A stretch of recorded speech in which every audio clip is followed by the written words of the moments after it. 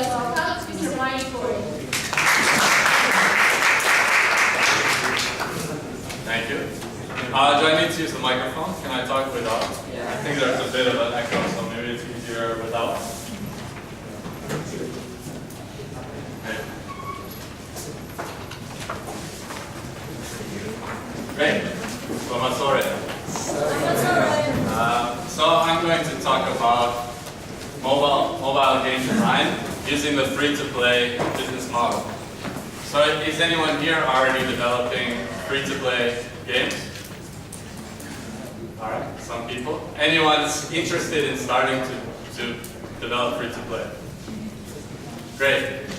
So I think that, for one, I think that the term free-to-play has become kind of seen kind of negative and a bit evil by maybe indies or gamers themselves. There's a lot of negative connotation. I don't know if anyone saw the South Park episode recently where they talk about free-to-play. Did anyone see this? It's quite funny, but it kind of makes free-to-play developers seem like the bad guy. So I'm not going to tell anyone how to trick your users into paying money or trick your users into, giving their life savings to you or something. Basically, everything that the user pays for has to give them value and has to help them enjoy your game. But what I'm going to talk about is more about how to use free-to-play in the correct way, to like what ways work and what doesn't for free-to-play. So mostly around progression. So just a quick overview of the talk. I'll start by introducing a little bit about touch 10 games, and also about free-to-play. And then talk about why you might want to use free-to-play. What situations does free-to-play work as a good business model for your game? And when not, also. I'll touch on that. And then I'll look into a case study for progression from a free-to-play game by a game Trials Frontier by Ubisoft. And then we'll talk about some quick takeaways.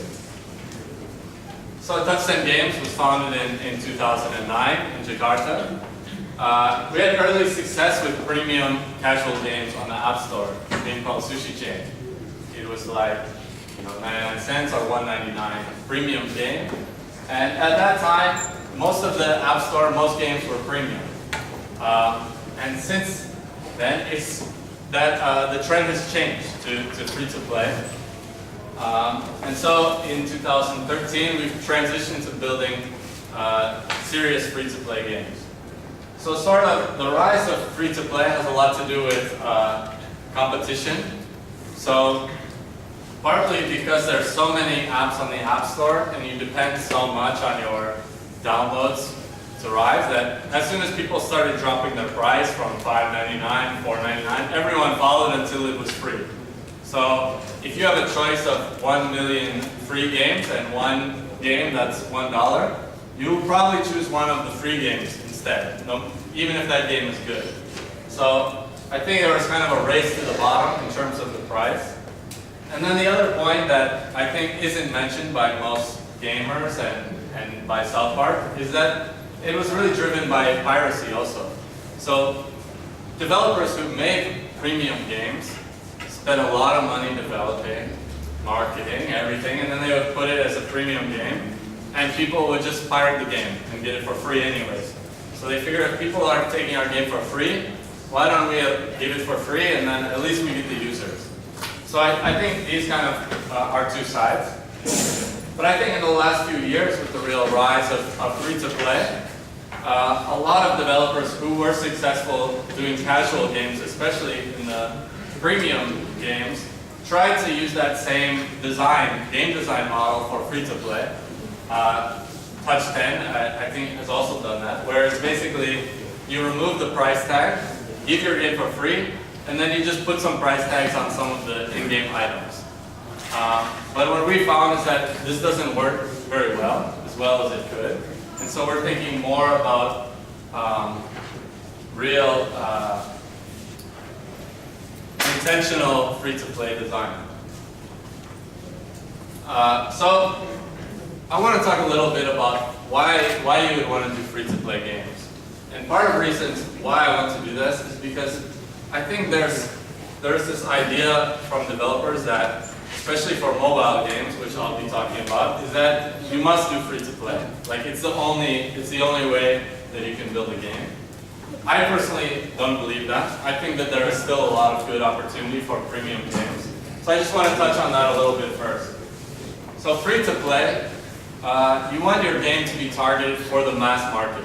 So if you don't think that your market can get you 1 million downloads, then maybe free-to-play won't help you as much as you want. Another key to success in free-to-play is by having good live operations and marketing capabilities. So there's a lot of opportunity in free-to-play, but it's also very expensive because you have to pay to acquire users. It really depends on your ranking in the App Store. So you have to pay up front to get a lot of users, reach your ranking, try to get some viral downloads, and then hopefully a small percentage of those users will make purchases in your game and you can be successful. So there's a big reward, but it's also quite expensive, and it takes a very different set of skills than premium market. Because premium market, you just develop a really good game, do some marketing and launch the game, and that's it. But free to play, you have to be doing analytics, live operations after the game is launched. So just to quickly talk about some ways that I feel like premium games can still be successful.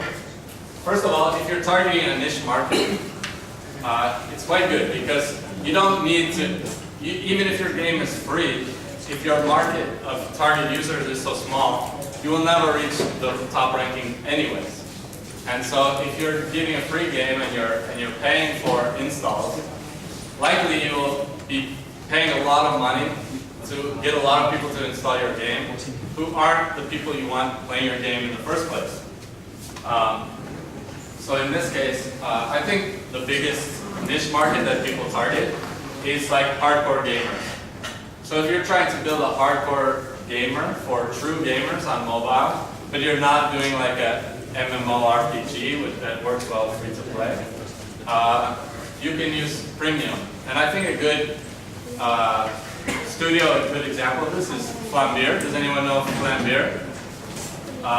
They do this. They still are very successful with the premium model because they target gamers and they really focus on that.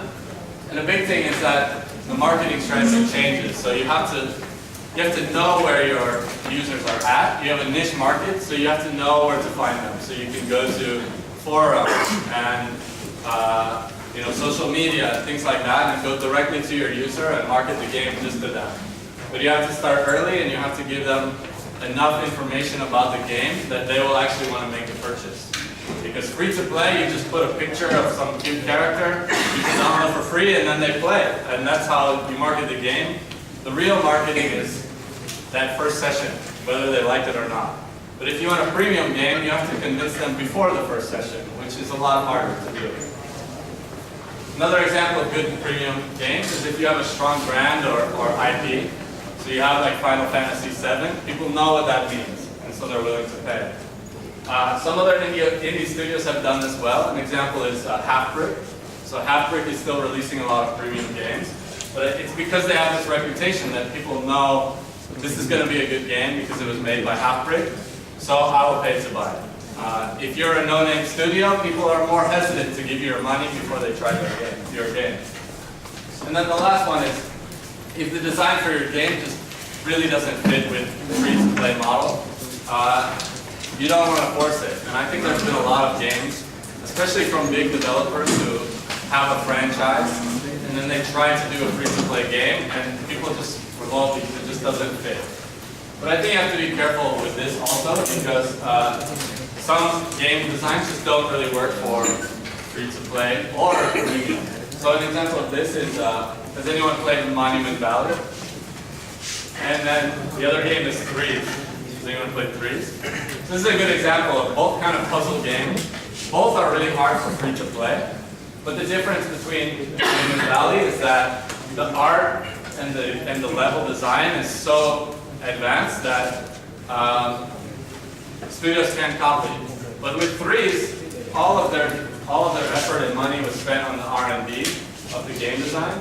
And then when they watched it, within a week, people copy it, clone your game, and give it out for free. So if it was me and I developed threes, I would probably just focus on advertising revenue and just give it for free, because you can anticipate the clones, where Monument Valley is very difficult to clone. So now talking about free-to-play, some of the things to keep in mind based on the type of game you're building. So if you think about two metrics of games, you have the daily active users, and you have your average revenue per user. So the revenue you're making for your game is dependent really on only these two factors. How many people are playing your game, and how much are people paying. So if you have a casual game, likely you can have a lot of daily active users. You can get a lot of downloads, but they're likely not spending very much. So you really want to focus on making sure your retention is high, people are staying in the game, and that some people are playing. So you can think about Candy Crush. People don't spend a ton of money on Candy Crush, but when you have 100 million downloads, if everyone is giving you 1 penny, you still make $1 million. So it works for them. And then in mid-core, it's kind of in the middle, where you have decent daily active users, but your retention is a little bit lower. But the users that you do keep are spending a little bit higher. And then hardcore games, like a hardcore RPG or something, your retention will be quite low, because a lot of people will try your game and not like it and move on. But the ones who stay, you expect will be paying consistently and paying in larger amounts than for a casual game. So this will influence how you design your game and how you design the progression and different things. So now we'll look at a case study. I think the progression on this game is designed very well. It's a good game, but importantly, the way that they design the free-to-play, I think, works really well. So this is a game by Ubisoft. Has anyone played Cross Frontier? Not really. So I recommend that you try it. It comes from, I think, a PC title, and then this is the mobile version. So this case study actually came out of, at Touch10, every Friday we have what we call the mobile game, Friday Game Showcase. So we get everyone in the studio, every employee will take turns presenting on a game. So we analyze the game, break it down, and look and see what we can learn from it. So this is one from a few weeks ago. So first, looking at the core loop. So this fits with Touch10 kind of strategy for free-to-play. We focus on very casual core gameplay, still very casual, but then we put kind of mid-core progression to it to fit it to free-to-play. So that's character leveling and things like that. So this one is kind of very casual gameplay. You just ride a bike through a track. It takes about 40 seconds per session. But then they have this kind of RPG, light RPG storyline, missions. You have to level up your bike, things like that that really kind of bring a mid-core feel to the game. So when you're designing your core loop for the game, you want to really think about the inputs and the outputs. So in this case, the big input is your bike. They also use an energy system, which I think most of us are familiar with. And then you take your bike, you run the track, complete some missions, get some items off the gacha wheel, get some currencies, spend those currencies to get a better bike and progress in the game, and then race again.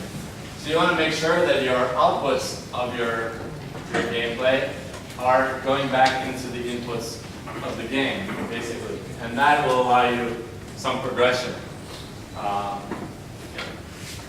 So really when we're looking at progression here, the elements of progression that I'm really focusing on, there may be some more, but we're going to focus on features and content. So how do you introduce content as players progress in the game? Monetization. You don't want to leave it entirely to chance when your users will pay. You can very explicitly prompt your users to pay and get them to pay when you want them to pay. So it's something very important to consider. And then friction. How many people are familiar with the idea of friction? I think it's also a very negative kind of term for gamers. So this is like how many people have been playing a game and you play it for a week or two, and then it just becomes really hard to get any further without paying money. This is kind of friction, but it's not only around the payment. It could be about the level of difficulty. There could be a spike when one level is much harder. And I think this is not only true for free-to-play. I think all games have friction. I remember, when I was 15 and Final Fantasy VII came out, because I'm quite old. Stop working. Oh, I broke it. You have to pay 99 cents to see the rest of it.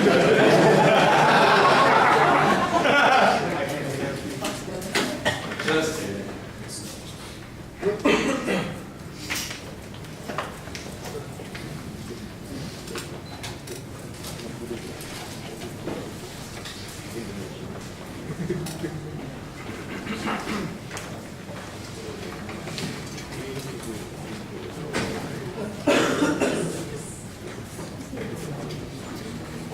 Okay, so I'll rush through these pretty quick. So the first 30 minutes, they're introducing more features. So, okay, you like the core gameplay? Let's make it a little bit more complex. Let's introduce gacha system. Let's introduce parts for the upgrades. You're playing 45 minutes before they ever ask you for any money. And this is a very kind of casual. So you like playing the game, why don't you buy these gems? You can have more fun. It's nothing forced, nothing, anything, just a starter pack. And then, after about an hour and 15 minutes, there's some friction. And in this sense, it's in terms of the time to upgrade. The first time you upgrade, it takes 5 seconds. Second time, 30 seconds. Third time, 30 minutes. So there's a huge spike in the time you have to wait. You get used to getting your upgrades right away, and now suddenly you have to wait 30 minutes. So maybe you want to spend some gems to skip that. At 1.5 hours, the shop is introduced.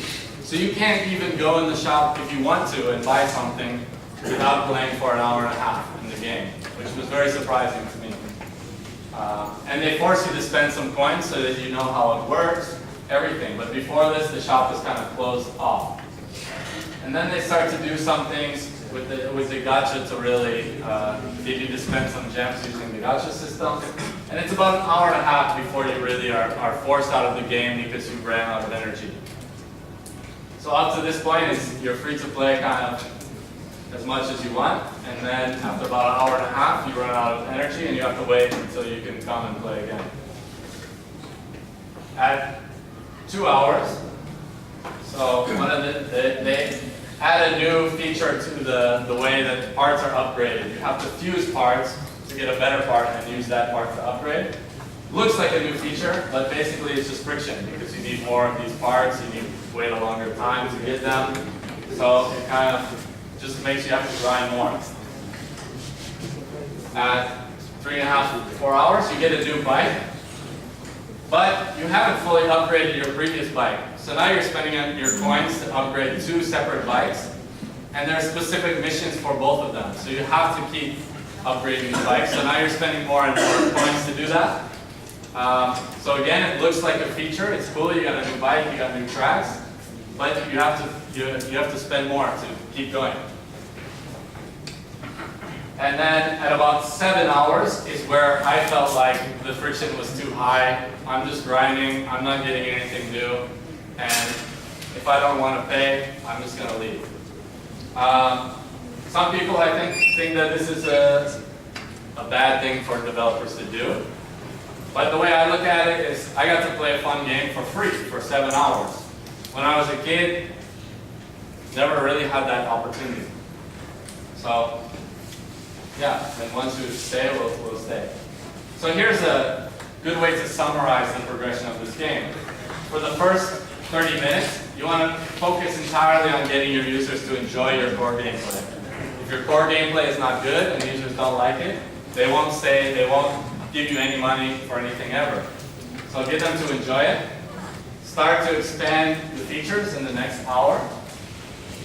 Begin to monetize interested players. So the players that actually want more things and want to spend, they will spend here. And then after about 2 hours and beyond, only add new features that are going to help your monetization. Or add friction and then use that friction to monetize. So you can see all these blue features all have this red star. So it looks like they're giving you new content, new things, but really they're in turn using that content to get you to spend. So some big takeaways from Trial Frontier. Progression is important, obviously. You can integrate your tutorial into the gameplay so that you're not wasting the time of your players in their first session.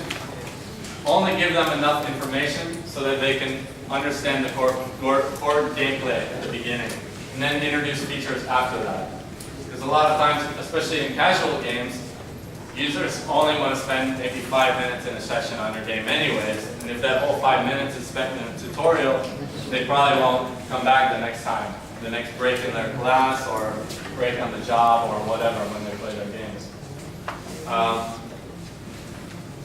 In this case, the storyline is only deep enough to give context to the missions. Understanding your user experience is key. So how much time do you want your users to spend in the game in one turn? Does your energy system fit that? Are you pushing them out too quickly? Are you letting them stay so long that the energy system doesn't do anything at all? How much do you want them to pay? When do you want them to pay? How often do you want them to pay? You can design all of these factors into the game. When do you want to make that decision to force non-paying users out? I think it's a hard decision for most of us, but it really depends on the type of game that you're building and the type of users that you have. I'll talk about that more in a minute. But basically, you can use game design to influence all of these factors, to get the kind of behavior out of the player that you want. As long as it matches that player, because if you have a very casual game, low ARPU, and you just start shoving monetization at them to try and get a ton of money out of them, they will just leave your game. So you have to kind of balance that. Yeah, and the energy system can be used only when you want it to. If there's a time, a key part of the game, you don't want your energy system to throw them out, give them an item that says, here's free energy for the next hour. Likely they will spend on other things to make the most of that hour as well. So one thing about progression in terms of in-game items. So you can think about both hard and soft currency. At the beginning of your game, you want to give out more currency than people are spending. So it's like, wow, I'm getting all these coins, I'm leveling up fast, I'm getting all the cool items that I need. I can still easily beat these monsters. Nobody's killing me. It's fun. But then after a certain point, you want to give out, you want the cost of the upgrades and progression to be higher than what you're giving out. This forces users to either grind or spend some real money to skip that and just keep playing. The point at which these cross is your friction point, and you can decide exactly where you want that to be, where you want that to happen in the game. Be generous with your premium currency, but only at key times. So not throughout the whole game. You don't want to just keep giving gems or whatever you're using it as free currency. Don't give it out early because you don't want to introduce the features where they spend them yet. As you start to introduce those features, start to monetize. Start to like, hey, here's some coins. Force them to spend it on something, and then ask them if they want to buy the starter pack that has a time. If you don't buy within 1 hour, you lose this opportunity for this great deal. Then keep giving out free currency and letting them spend it however they want until you hit the friction point, and then kind of take it away. It sounds mean, but it's true. Get them in the habit of spending gems, cool. And then when they really need them, they're not coming as freely anymore. So I thought this was quite funny. It says, and no need to be stingy with your gems. There are plenty of ways to earn more out there in the world. Which for the next hour or so is true. But after 2 or 3 more hours, there are no gems left in this world. So, more general takeaways for free-to-play. Don't let your high-paying users pay their way out of the game. If you're users who are paying for everything to skip all of the friction, all of the grinding, use all of your content too quickly, they will leave the game before you can give an update, or before you can launch events, or things like that. So there should be some progression that can't be bought. In Trials Frontier, you get the new bikes by building blueprints. You cannot buy the blueprints. So also don't let the friction force out your paying users. You want to reward them for paying, not hit them with another friction 5 minutes after they pay to skip one. Be sure to design your progression with your target users in mind. This is key. I think a lot of people, especially indie developers, want to develop games for themselves, games that they want to play. But if your target user is a mass market casual user, you have to think with that in mind and think about the type of game you have.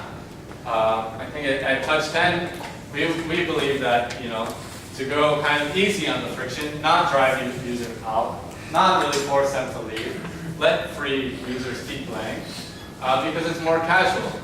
If you think about a game that's a social game that depends on a lot of players playing at the same time, you can think about Lion games. Lion does not have very strong friction. You can play for free for a very long time because they need those players. They need a lot of players playing. So retention is very important to them. If you think about a hardcore MMO RPG where the server costs that you're paying to keep a free user to keep playing is very high, and you're losing money by letting your free users play for a year because of the server cost, you can make the decision to force them out earlier. And that's okay, because you're losing money on those players. So it all depends on the type of game you're designing and who you are designing it for. So thank you.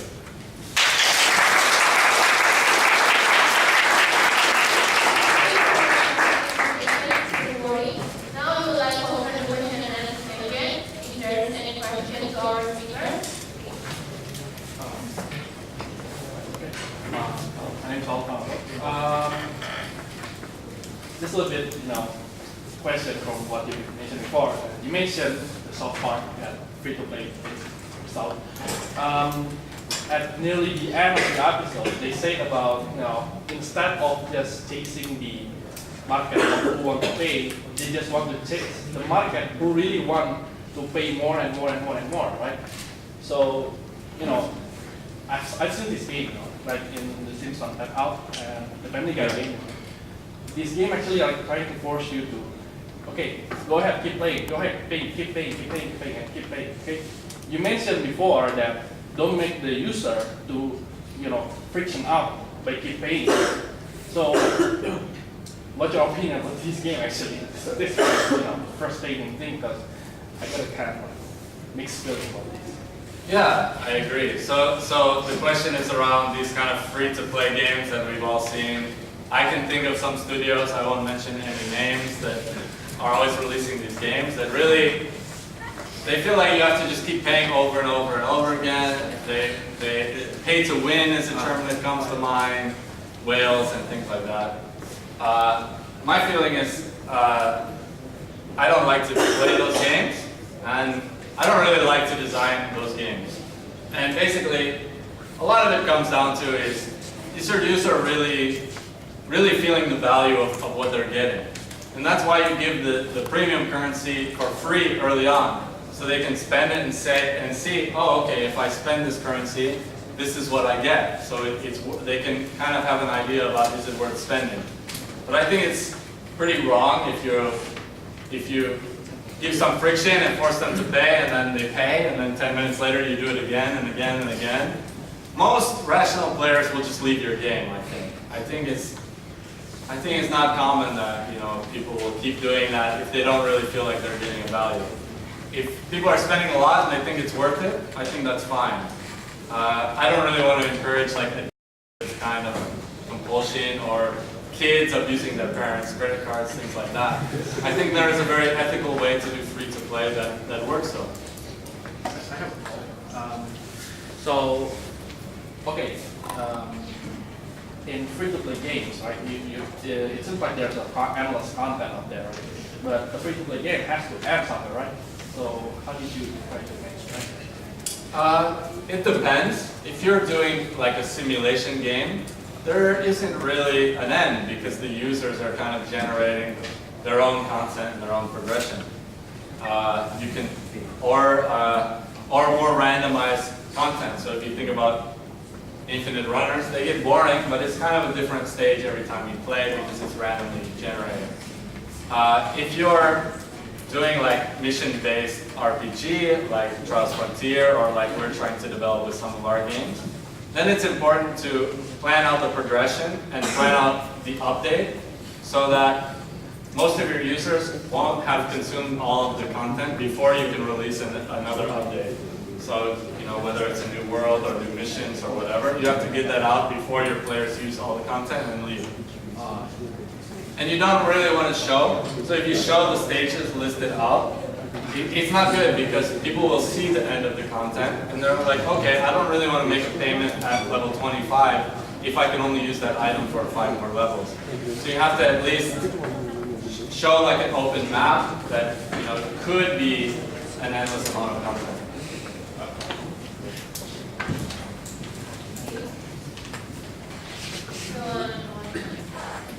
In terms of gameplay experience, what's your thought on the battle player profile? What kind of games fit to play better? Is it Achiever, Explorer, Killer, and Socializer?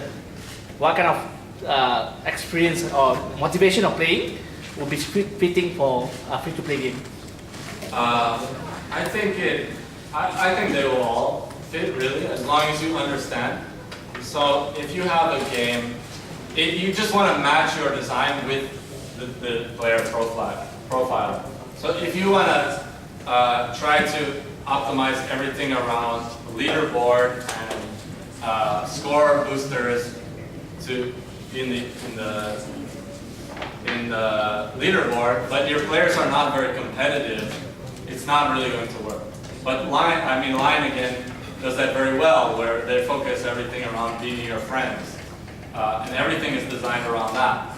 That wouldn't work in some of our games, or even Trials Frontier, where you're just trying to keep playing more missions and unlock more content.